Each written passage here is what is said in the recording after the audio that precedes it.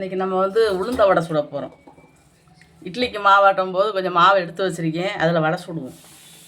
வெங்காயத்தை வெட்டி வச்சு,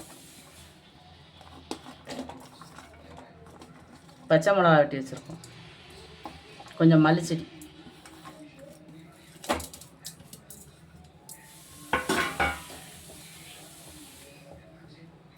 சின்ன சீரகம் போடுவோம்.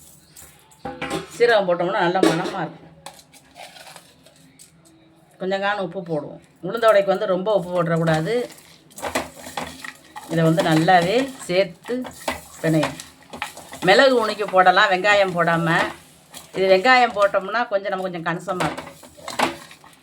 மிளகு வந்து உணிக்கும் போடலாம், மிளகு உணுக்காமல் கூட நம்ம வந்து அப்படியே முழுசாகவும் போடலாம்.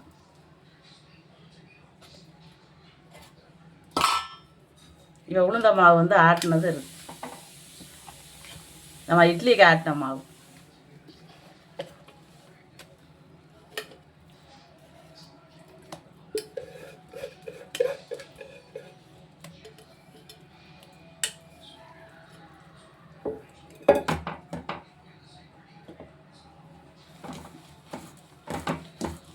இப்போ வந்து கொஞ்சம் பச்சரிசி மாவு போடும். எவ்வளோ தேவைப்படுதோ அவ்வளோ போட்டுக்கிற வேண்டியதான். நம்ம எவ்வளோ தான் கெட்டியாக ஆட்டினாலும் கிரைண்டரில் பச்சரிசி மாவு போடலைன்னா ரொம்ப கொஞ்சம் குழ குழன்னு தான் இருக்கும்.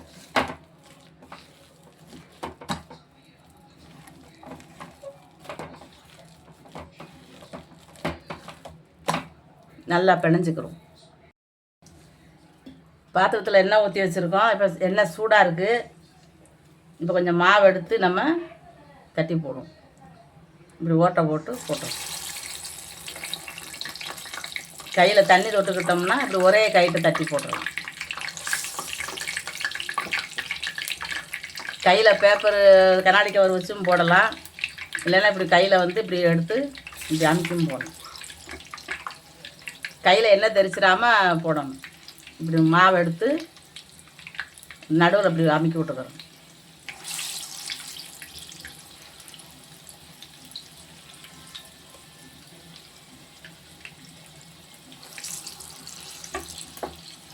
சுட்டு கொஞ்சம் அனுபவம் இருந்துச்சுன்னா நம்ம ஒரே கைட்டை போட்டுடலாம்.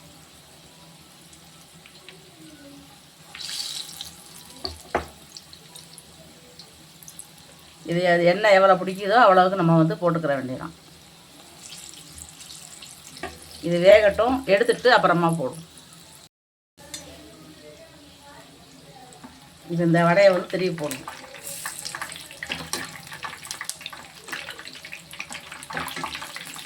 நம்ம வந்து வடை சாப்பிடணுன்னு ஆசையாக இருக்குன்னா நம்ம இட்லிக்கு ஆட்டுவோம்ல, அந்நியாக கொஞ்சம் மாவு அள்ளி வச்சு நம்ம வடை சாப்பிட்டுக்கலாம். தனியாக வடைக்குன்னு தான் ஆட்டணும்னு அவசியம் இல்லை. அதை மிக்சியில் அரைச்சாலும் சரி, கிரைண்டரில் அரைச்சாலும் சரி, கொஞ்சம் கெட்டியான பதத்துக்கு அரைச்சிக்கிட்டு பச்சரிசி மாவு போட்டு பிணைஞ்சி இப்படி வடை சுட்டு சாப்பிட்டுக்கலாம். இந்த திருப்பி போட்டிருக்கோம், நல்லா வேகட்டும்.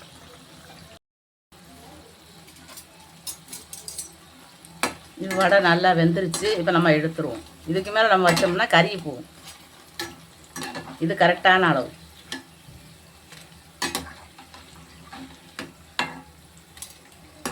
நல்லா மொறுன்னு சவுண்டு கேட்கும். அந்த அளவுக்கு நல்லா மொறுப்பாக இருக்கும். பச்சரிசி மாவு போட்டாலே வந்து வடை வந்து நல்லா மொறுன்னு. நல்லா இதுக்கு வந்து ஒரு நல்லா ஸ்ட்ராங்காக டீயோ காஃபியோ போட்டு வச்சுக்கிட்டு ஆளுக்கு 2 வடை சாப்பிட்டோம்னா ரொம்ப சூப்பராக இருக்கும். நம்ம உளுந்த வடை சுட்டிருக்கோம். நம்ம வந்து இது வந்து வடைக்கு நம்ம இட்லிக்கு ஆட்டுற மாவில் கொஞ்சம் அள்ளி வச்சு உளுந்த. இப்போ நம்ம வெங்காயம் எல்லாம் போட்டு வடை சுட்டிருக்கோம். வெங்காயம், சின்ன சீரகம் எல்லாம் போட்டு. ஆனால் நல்லா பஞ்சாக இருக்கும். இங்கே நல்லா இருக்குது. வெங்காயம்லாம் போட்டு நல்லா மணமாக இருக்குது. வடையும் நல்லா சாஃப்டாக இருக்கும். பிச்சு பார்த்தா நல்லா இருக்கும். இந்த மாதிரி நீங்களும் செஞ்சு நம்ம வந்து வடைக்குன்னு தனியாக ஆட்டின்னு சுடலாம். சின்ன பிள்ளைகளுக்கு செஞ்சு கொடுக்கணும் அப்படின்னு நினச்சோம்னா நம்ம வந்து மாவு கிரைண்டர்லையோ மிக்சிலையோ நம்ம வடைக்கு எப்படினாலும் இட்லிக்கு ஆட்டுவோம், இட்லி தோசைக்கு. அப்போ கூட கொஞ்சம் உளுந்து போட்டு நம்ம ஆட்டி எடுத்து வச்சுக்கிட்டு நம்ம வடை சுட்டு கொடுக்கலாம். எண்ணெயே பிடிக்காது. இந்த மாதிரி நீங்களும் செஞ்சு சாப்பிட்டு பாருங்கள். இந்த வீடியோ பிடிச்சிருந்துச்சின்னா லைக் பண்ணுங்கள், ஷேர் பண்ணுங்கள், சப்ஸ்கிரைப் பண்ணுங்கள். பக்கத்தில் இருக்கிற பெல் பட்டன் அமுக்கி விட்ருங்க.